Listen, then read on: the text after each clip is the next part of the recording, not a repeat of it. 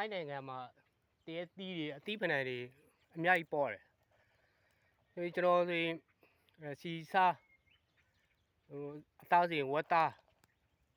အဲ့ဒါလေးတွေဟိုကြက်သားအဲ့ဒါမျိုးတွေဝယ်စားတယ်ကျန်တာကျွန်တော်ရှာစားတယ်ထိုင်းနိုင်ငံမှာအသီးဖဏံလေးတွေပေါ်တယ်ရှာစားလို့လေငါးဆိုရင်လေးရှာစားလို့ရတယ်ဟိုပေါ်တယ်ပေါ့ဒီမှာဆိုရင်မတရေသီးလေးနီးနီးလေးတွေဟိုမှာရကားပေါ်တယ်ဟိုမှာတွေ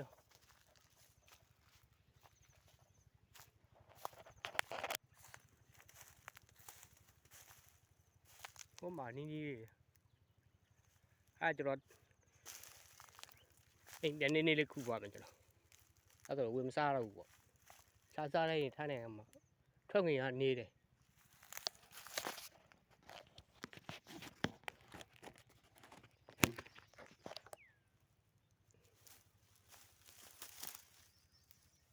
အမတဲတီးတယ်ကျွန်တော်ခု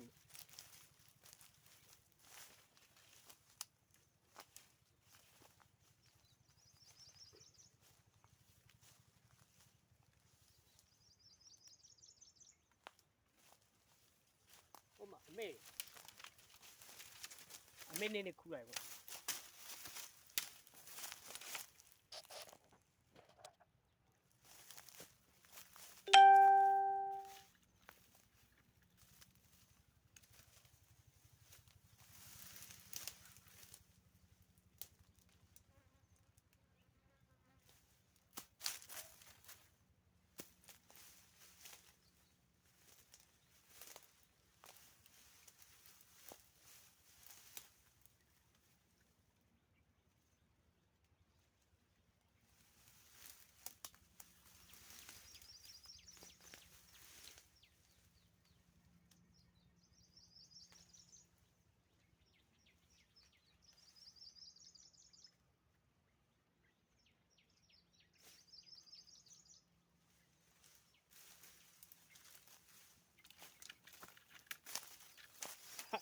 အများကြီး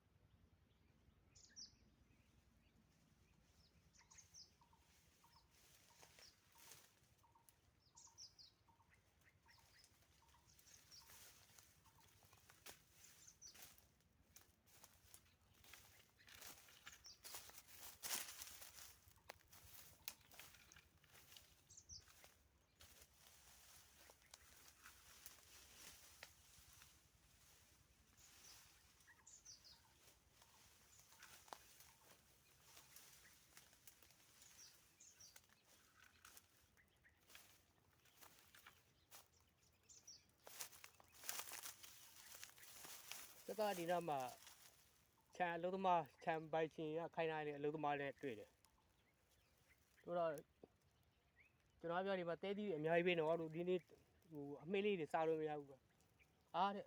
အကုန်ဒီမှာရှိတဲ့ထိုင်းတွေရောဗမာတွေရောအကုန်လုံးဒီကပဲခူးစားတယ်တဲ့ဒါပေမဲ့အများကြီးတော့မခူးနဲ့ပေါ့ဟိုစားလို့ရတော့စေလုံး15လုံးအဲ့လိုလူတွေခူသွားတဲ့ရတယ်စားတာစားတဲ့အဲ့လိုရှိတယ်ဗျသူတို့စီကတောင်း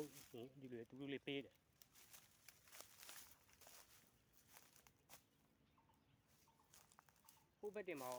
ဟိုဘက်တင်မှာတားပဲခါလောက်ပဲရှိတယ်ပြီးတယ်ဒါပေမဲ့နူးသေးတယ်အဲ့ဒီကောင်တွေကခူးလိုက်ဦးမယ်